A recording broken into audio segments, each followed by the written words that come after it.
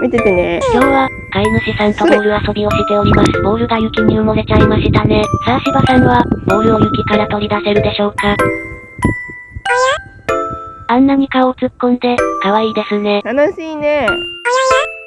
およおよ言ってどうしたの？